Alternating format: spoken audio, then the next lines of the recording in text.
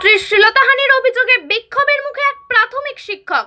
দাসপুরের এরেটি নেতাজি প্রাথমিক বিদ্যালয়ের শিক্ষক স্বপন কান্ডারের বিরুদ্ধে ছাত্রের গায়ে হাত দেওয়ার অভিযোগ তুলে বিক্ষোভে সামিল স্থানীয়রা।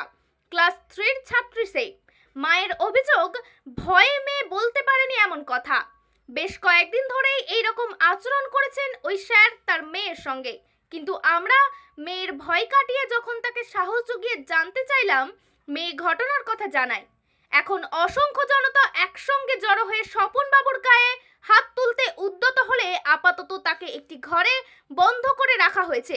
উত্তাল জনতা ভিড় করেছেন স্কুলের সামনে।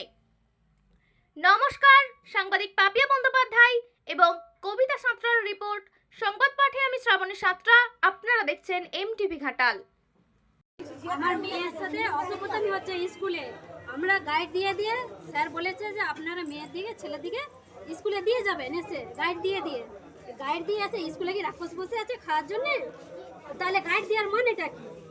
এরকম করে যদি অসভ্যতামি করে সবসময় দিয়ে নাই গেল, স্কুলে দিয়ে গেলাম, তারপরে স্কুলে যে ভালোভাবে থাকবে তার কি নিশ্চয়তা আছে? এই তো এরকম করলো, আমার মেয়েদের সাথে এরকম অসভ্যতামি করলো। শুধু আজকেই হয়েছে না আগেও হয়েছিল? অনেকদিন আগে থেকেই হয়েছে। এরা ভয়ে বলতে পারছে, বাচ্চারা ভয়ে বলতেই পারছে না। যখন একবার করেছে তখন কিছু বলেনি, দুবার তিনবার, যখন চারবারের বেলা তখন বলতে বাধ্য হয়েছে। যখন সীমা তারা বুঝতে পারছে আরো নিচু পোস্টে আছে, তখনই তারা বলতে বারবার করে জিনিসটা তো ভয় লাগছে। অবশ্যই বারবার এরকম করতে কেন আমাদের?